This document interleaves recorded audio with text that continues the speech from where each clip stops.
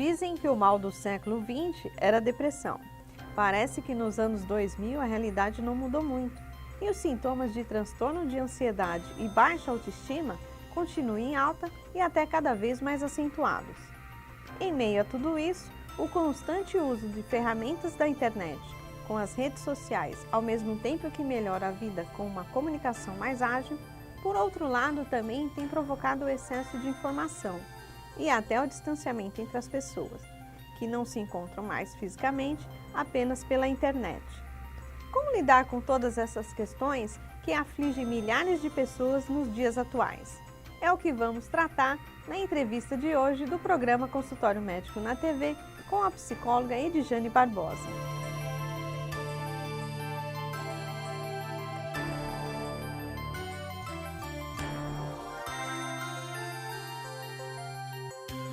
Acompanhe agora uma matéria mostrando o quanto a vida moderna tem influenciado o aumento dos transtornos de ansiedade e depressão.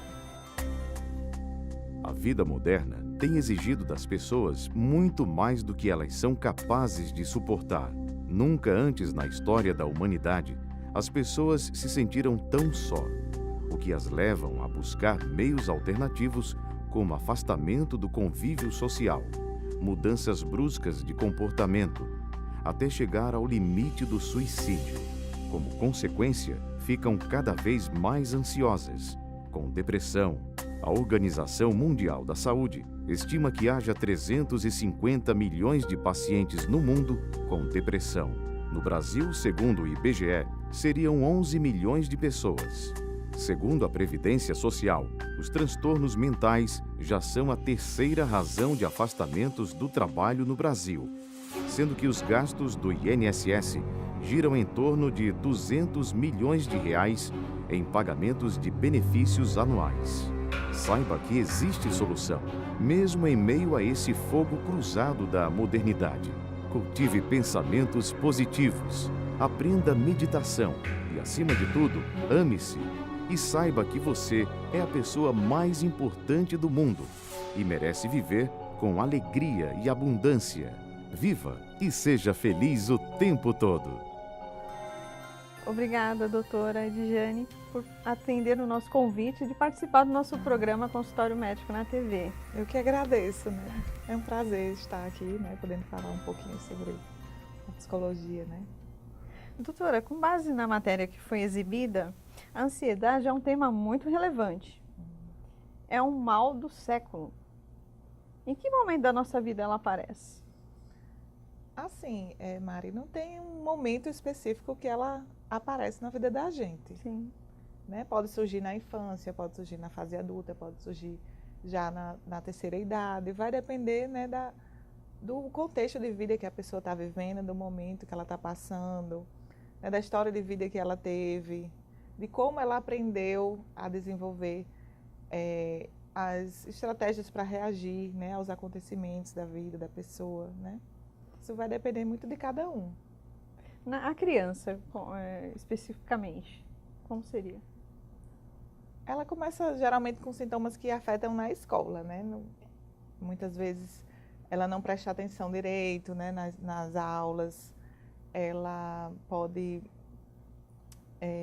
influenciar nos seus relacionamentos, começar a se distanciar de algumas crianças, ou se tornar apegada demais a outras crianças. Né? Isso varia muito de cada um, né? Cada pessoa é única e reage de uma maneira, e isso vai, né, formando a personalidade dela e ela vai desenvolvendo, né, alguns sintomas dependendo, né, de E a escola acaba diagnosticando? Geralmente a escola percebe, né, aquelas mudanças na criança. A professora inicialmente percebe que a criança está com um comportamento diferenciado, que antes não tinha. Às vezes não quer ir para a escola, às vezes surgem dores de barriga. É muito comum em crianças surgirem alguns sintomas, né, diante de ir para a escola, né? Aí começa a não querer ir para a escola devido àqueles sintomas que estão surgindo. E para a criança é difícil identificar, ela não compreende o que é aquilo que ela está sentindo. Aí aparece geralmente na forma de sintomas. Certo. E na adolescência, como é? Na adolescência, pré-adolescente, né? É uma fase que já causa, né, alguns sintomas de ansiedade, né? Essa passagem da infância para a vida adulta. A pessoa nem é mais criança e ainda não é adulto, né? São cobradas algumas responsabilidades que quando criança ela não tinha, né? Tem a questão dos hormônios, da sexualidade, tudo isso vai influenciar, né, no seu estado emocional. Alguns vão desenvolver ansiedade, que pode também surgir com a presença de alguns sintomas, né? E hoje é uma realidade também, né? Exatamente. E o adulto? Hoje é o que mais fala, é dentro do trabalho, na vida familiar, na sociedade como um todo. A vida hoje em dia está cada vez mais corrida, né, para todo mundo de uma maneira geral. É trabalho, é casa, problemas financeiros que hoje em dia também estão afetando mais as pessoas, né, devido a essa crise. A questão das redes sociais também influencia, essa questão do WhatsApp, hoje em dia das pessoas estarem usando muito o celular. Isso, na minha opinião, é algo que causa uma maior ansiedade entre as pessoas, né? Sim. Porque é algo a mais que vem para, por um lado, facilita, né, a vida das pessoas e, por outro lado, ocupa mais, né? É uma ocupação a mais que a pessoa tem, está se preocupando em responder, em estar disponível, né? Isso tudo vai gerando uma maior ansiedade. E a pessoa deixa até de ser ela mesma, né? Porque ela vive em função da tecnologia. E qual a definição da ansiedade? A ansiedade podemos definir assim como uma sensação vaga, muitas vezes ruim, de que algo está para acontecer, né? E normalmente essa sensação de que algo de ruim vai acontecer, né? Isso é o que causa a ansiedade. E como diminuir a ansiedade? É a gente procurando estar atento aos nossos pensamentos, né? Eu trabalho com a terapia cognitivo-comportamental, que ela foca muito em cima disso, né? Que pensamento dá origem a sentimento, que dá origem a comportamento. Então, quando a gente percebe uma mudança de humor, algo que está afetando a vida da gente, a gente tem que parar e observar o que está passando pela nossa cabeça naquele momento, né? Porque muitas vezes são pensamentos que a gente começa a alimentar que não são reais, né? Isso é o que causa muitas vezes a ansiedade. É a gente parar para estar observando, né? Se vigiando. Então, e o transtorno do pânico? O transtorno do pânico, ele geralmente surge a partir de um momento que a pessoa vivenciou, que aquilo causou um certo transtorno na vida dela, né?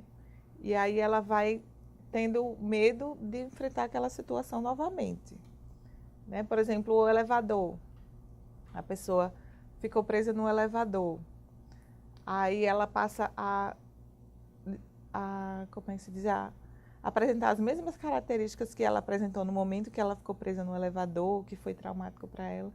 Ela começa a apresentar toda vez que ela vai no elevador, né? Aí sensações, isso é isso? As sensações, né, físicas e psicológicas, e aí, a partir disso ela vai evitando andar de elevador, quer andar de escada, mesmo que seja muitos andares, ela começa realmente a não querer mais andar de elevador, né? E quando anda, gera todas aquelas sensações sentidas no primeiro momento.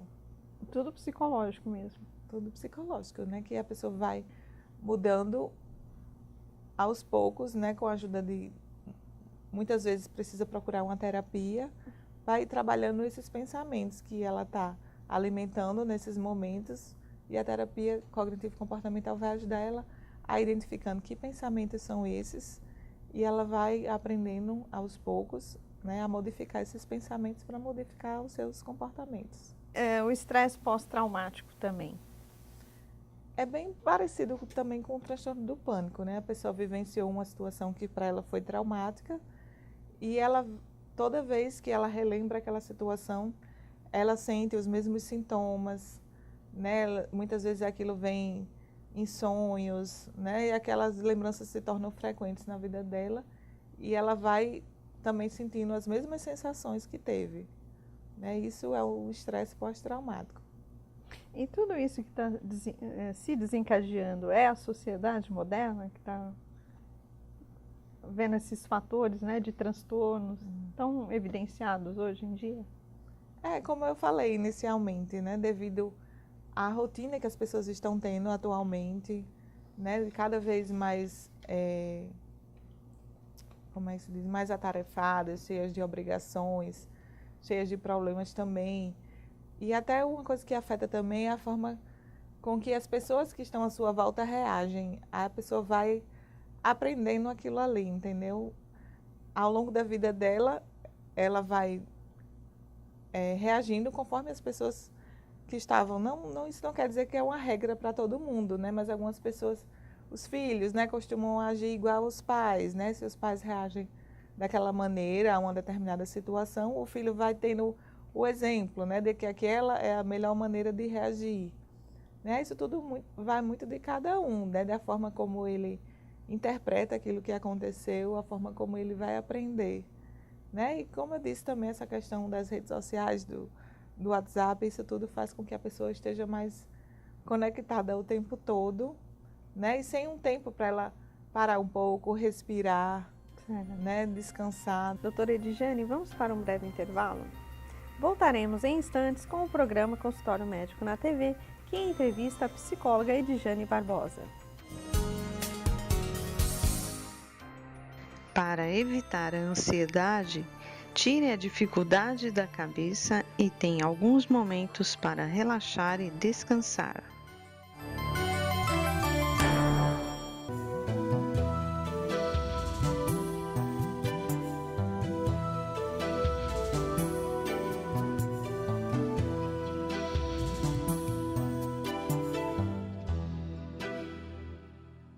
Amamentando, eu ajudo a construir um futuro e um planeta melhor. Para você e todos os bebês, pois o leite da mamãe tem todos os nutrientes e água que você precisa até os 6 meses. E até os 2 anos ou mais, protege contra várias doenças. Está sempre quentinho e prontinho.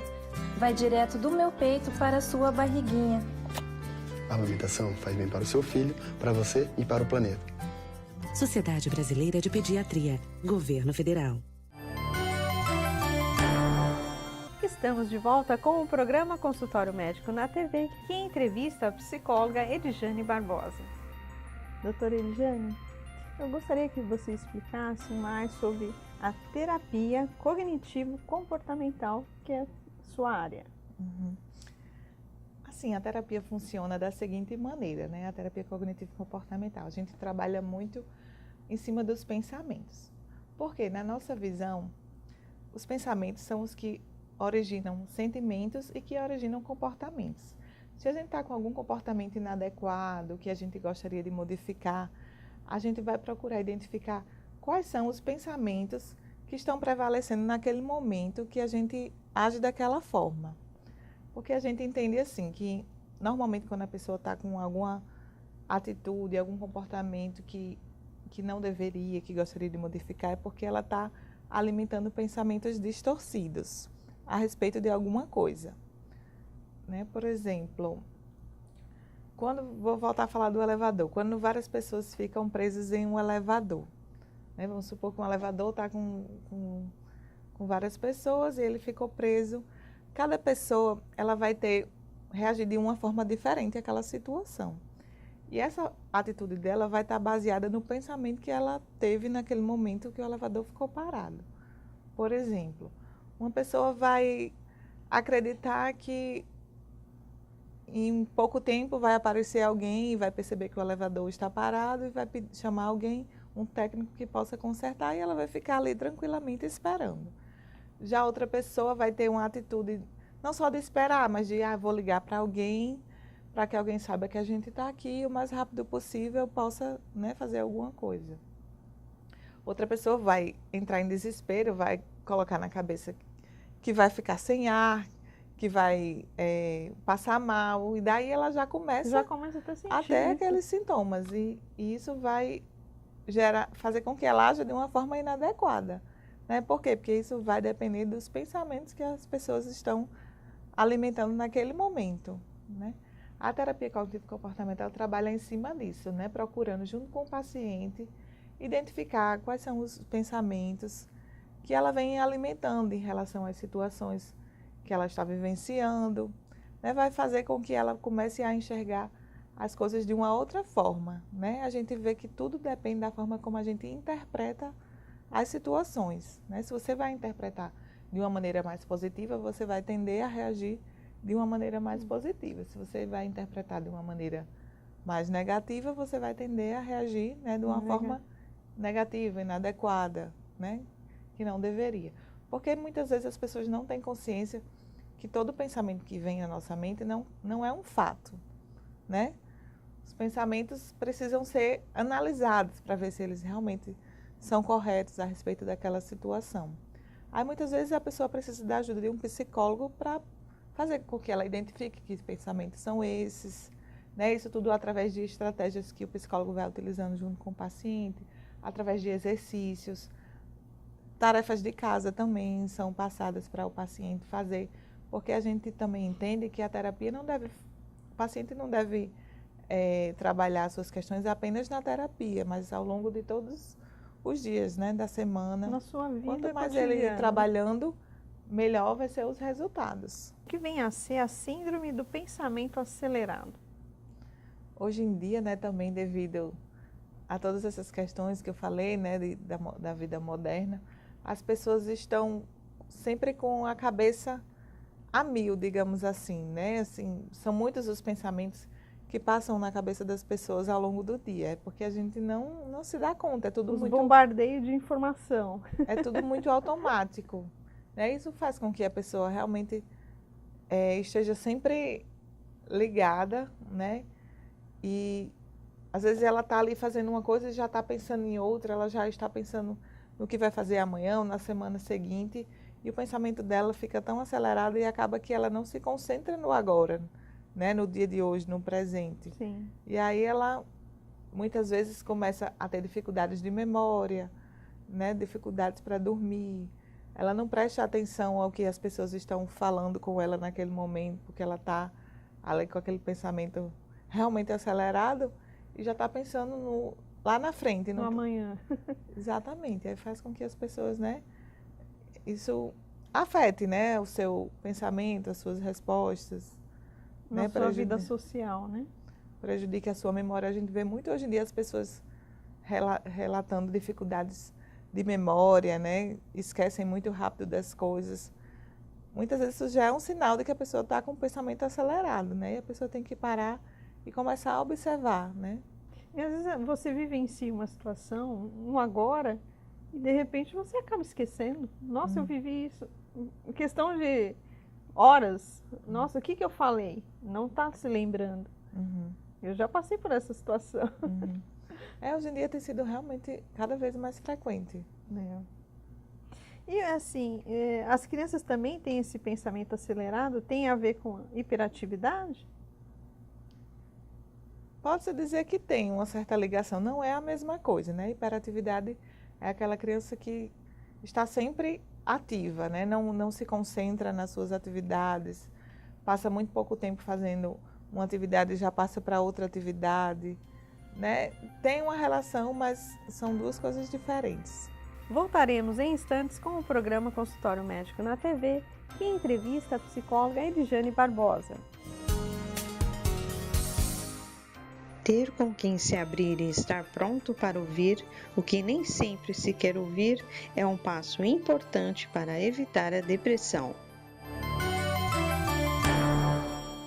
Em menos de 12 horas, perdi minha filha para a dengue. Ela tinha um sorriso tão bonito. A hora que eu vi ela entubada, aquele olho pedindo socorro, eu vi que eu estava perdendo minha filha. Um simples mosquito pode marcar uma vida. Um simples gesto pode salvar. Elimine os criadouros do mosquito transmissor da dengue, zika e chikungunya. Proteja a vida. Governo Federal.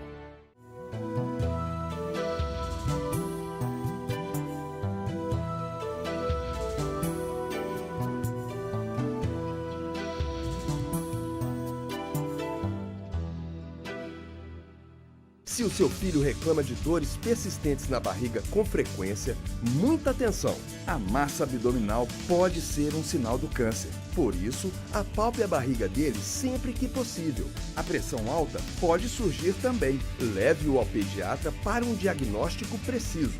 Lembre-se, na cura do câncer infanto-juvenil, quanto mais cedo, melhor.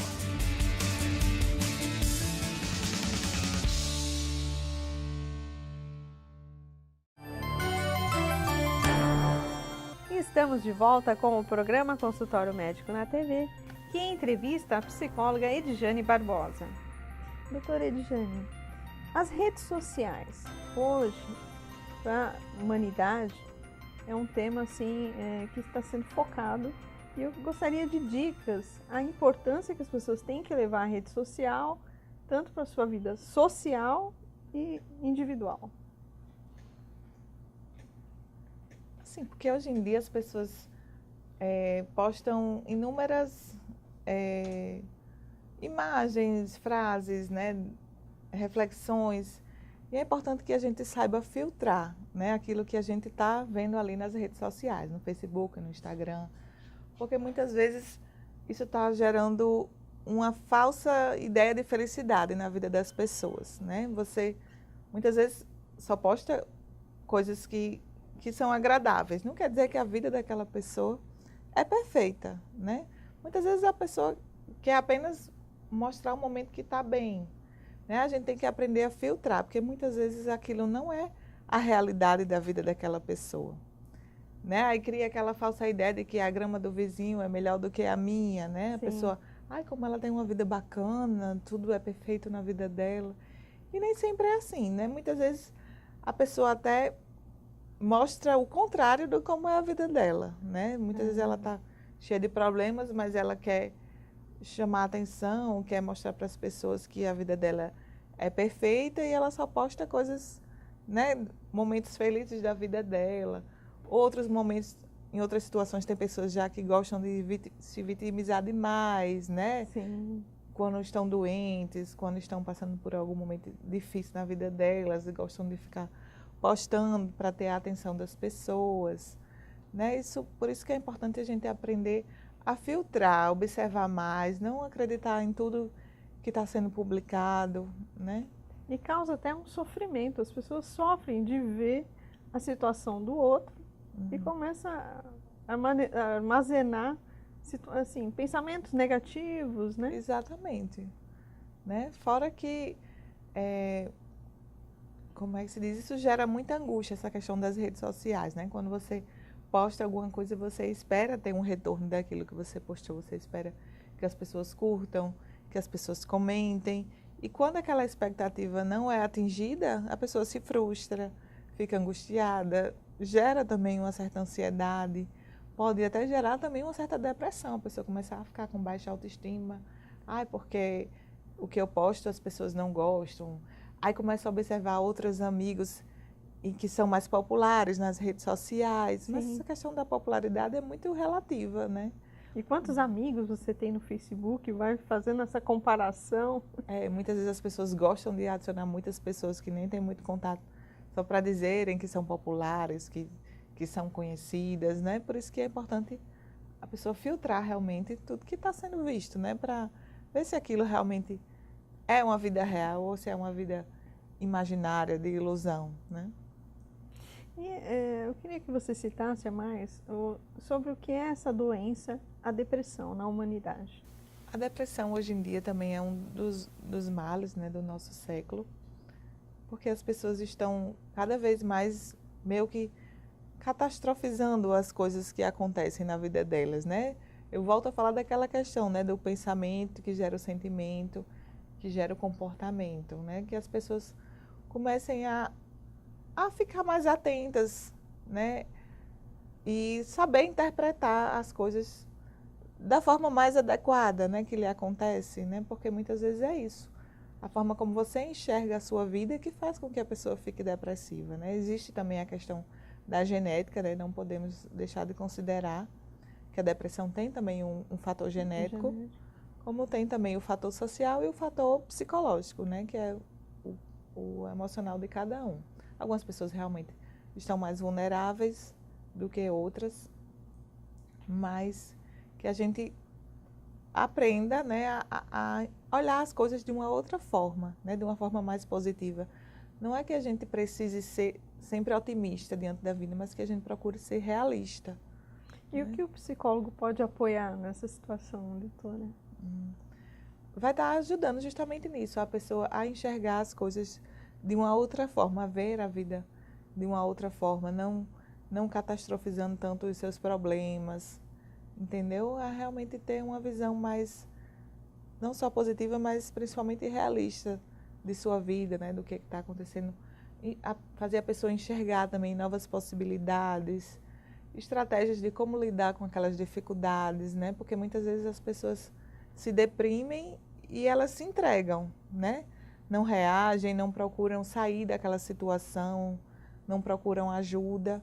E isso faz com que a pessoa não saia realmente da depressão, né? E ela tem que procurar ajuda. Se ela está enfrentando um momento difícil, se ela não está conseguindo sozinha resolver aqueles seus problemas, vamos procurar quem possa me ajudar, né? E não ficar esperando que o tempo cure, né? Sim.